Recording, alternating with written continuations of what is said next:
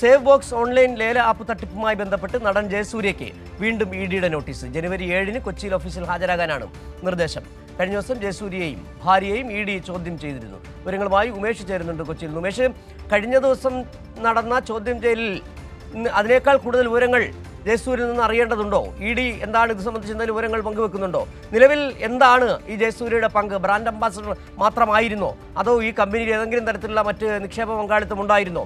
അങ്ങനെ എന്തെങ്കിലും വിവരങ്ങളുണ്ടോ? എന്താണ് കൂട്ടിച്ചേർക്കാൻ കഴിയുന്ന മറ്റു കാര്യങ്ങൾ?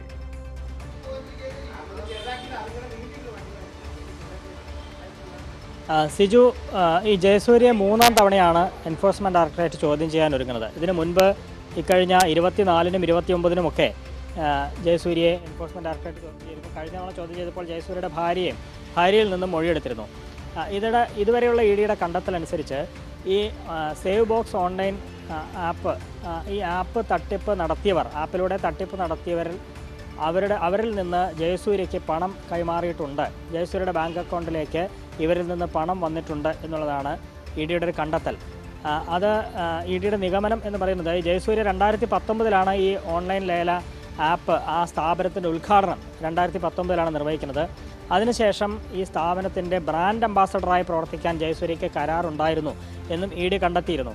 അപ്പോൾ ഇക്കാലയളവിൽ ഒരു പ്രതിഫലം എന്നുള്ള നിലയിൽ ഇവരിൽ നിന്ന് പണം കൈപ്പറ്റി എന്നുള്ളതാണ്. അപ്പോൾ ഈ പണം കൈപ്പറ്റുക എന്ന് പറയുമ്പോൾ വലിയ തട്ടിപ്പ് ഇതുമായി ബന്ധപ്പെട്ട് നടന്നിരുന്നു. 2019 മുതൽ നടക്കുന്ന തട്ടിപ്പാണ്.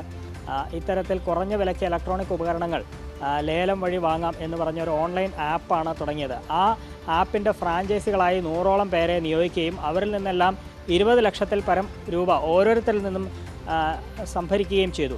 അങ്ങനെ നിക്ഷേപം സ്വീകരിച്ച് ഇവർക്ക് അവരോട് വാഗ്ദാനം ചെയ്ത് 25 ലക്ഷത്തോളം രൂപ പ്രതിമാസം നൽകാം എന്നുള്ളതായിരുന്നു അവർക്ക് നൽകിയ വാഗ്ദാനം. പക്ഷേ പലർക്കും അത് പണം കിട്ടാത്ത സാഹചര്യമുണ്ടായി. ആ പണം കിട്ടാതിരുന്നവർ പോലീസിനെ സമീപിച്ചു. അങ്ങനെ തൃശ്ശൂർ ഈസ്റ്റ് പോലീസ് ഇയാളുടെ പേരിൽ കേസെടുക്കുകയും അയാളെ അറസ്റ്റ് ചെയ്യുകയും ചെയ്തു. സ്വാദിഖ് റഹീം എന്ന് പറയുന്ന ആളെ അറസ്റ്റ് ചെയ്തു.